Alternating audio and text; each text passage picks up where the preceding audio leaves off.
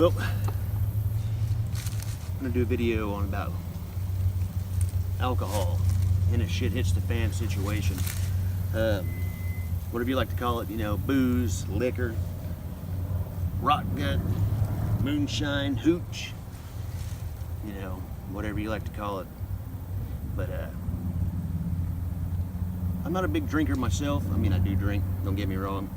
I do drink, like to have a few beers here and there, even like some shots of moonshine. I am partial to moonshine, which is nice.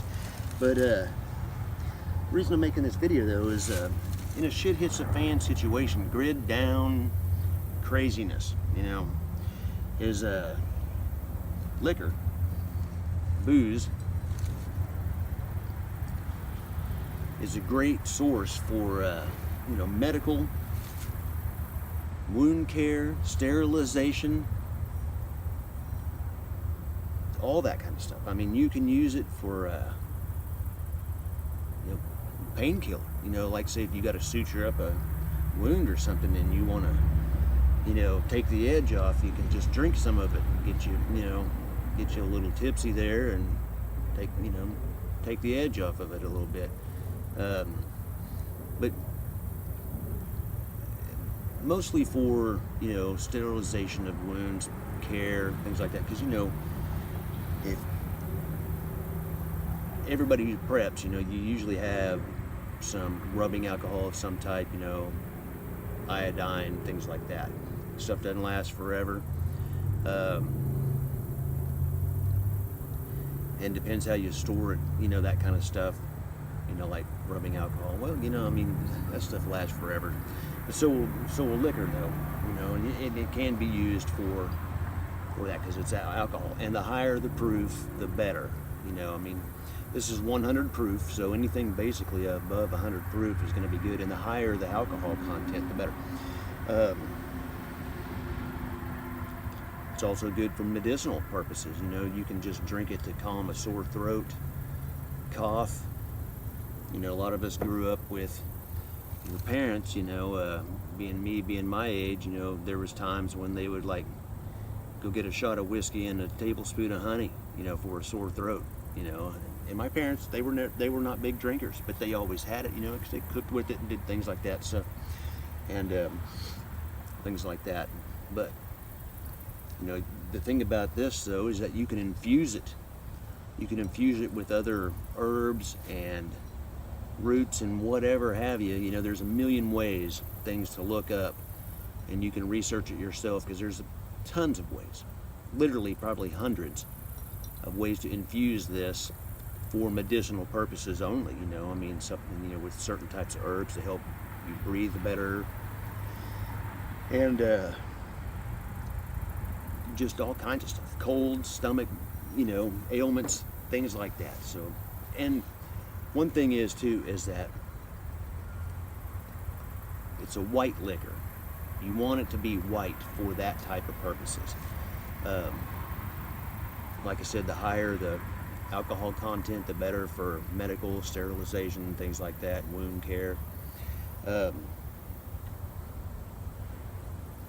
you want the white whiskeys because these brown whiskeys and you know, this is tequila, and this is not for anything like that, but brown liquors like Jack Daniels and whiskeys, you know, just the Tennessee type whiskeys and things and stuff like that, they have a lot of sugars in them, caramel colors, things like that, that, you know, is not going to help out your wound or anything like that. However, it's fine to drink for painkiller, things like that. But you know, the white whiskey, you know, the white colored alcohols are better because there's just less stuff in them. It's more straight alcohol type of stuff. So, you know, that's the best thing to do. And like I said, the higher the content, you know, the higher alcohol content is the best way to go. And and it's good for long-term storage. This stuff will last forever. You can set it back and it'll last for a long time, which kind of brings me to my other point, though, is that even if you do not drink or a very rare drinker at all, you can get decent liquor for cheap. If you ever go to a liquor store, like if you're not a drinker, so you don't really go into liquor store, you can buy cheaper bottles of liquor and store them back. But the thing about it is that in a shit hits the fan situation, grid down, total chaos, whatever, and things are able to get to a point where you might actually are able to make trades. You can actually trade liquor for food, clothing, ammunition, whatever you need, most likely, because people are going to want liquor. There's a lot of people out there who are huge drinkers. We have a lot of alcoholics in this country or in this world, which is a sad fact, but it happens. It is a fact. But in a situation, people may, need this for medical stuff, anything like that, just to drink, to get drunk, whatever, to drink it,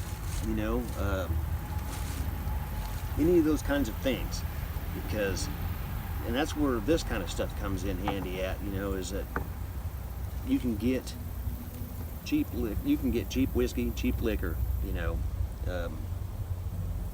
and just store it back. Just store it back in a box. Put it somewhere. Put it in your closet in the corner. And if you end up bugging in and you take it, or you could take it with you if you're able to, but it's good for trade. You can trade it for food. People will trade you just about anything for liquor. Especially in a situation like that where they just can't go to a liquor store and go buy anything. And so beer will not work. You can't store beer for that long a time. You can, but it might not be any good. But liquor, whiskeys, hard liquors, alcohol, high alcohol content is going to store best and store the longest. And I mean, this stuff, a lot of it could store for, if it's stored properly, hundreds of years, and may even be way better by the time you get it, because some of the cheap stuff is not very good, you know what I mean? But people damn near trade you almost anything, for a bottle of booze. So, and that's good for them. They may need it, and it'd be good for you if you need something that they have. So it's a good thing. So yeah, and another thing about having liquor, though, is that in a stressful situation like that, because it's not, a shit hits the fan, grid down situation, if it's total craziness, it for sure is not going to be a fun day or time, event whatsoever. It's going to be stressful, So whenever you get a chance and things look okay and you're able to sit back and have a drink or two, take the edge off, by all means you have it to do it. And kind of on the trade deal and stuff too, one person, if a man had the know-how, the ability, the materials, you could build a still, and you can make your own. You can make your own liquor. If you know how to do it right without blowing yourself up and poisoning everybody. You gotta really know what you're doing on it. But you can build a still, and you can make liquor like moonshine type stuff out of almost anything. Almost any grain you can do it out of. A lot of people make it all kinds of different ways. It can be made from sugar. It doesn't even have to be a grain. You can make it from sugar. Sugar shine, So, but that's why I like moonshine, though. I mean, I like it because I like it. I do like it. And I do like it. It's got many, many uses. This stuff can be infused, like I said, for medical reasons. Take the edge off and trade it.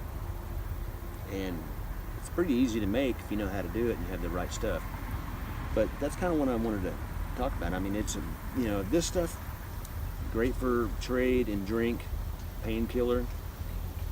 But you really want the white liquors that are high alcohol content. Your vodkas, your gins. Moonshine is best. Everclear if it's in your area. Now, here in Oklahoma, we still have the 190 proof Everclear. I just saw it on the shelf. not that long ago, and you know, that stuff's not really made for just drinking. You got to mix that stuff. But that stuff is like probably the best you can get for wounds, medical part, you know, infusing, doing things like that, because it's 190 proof.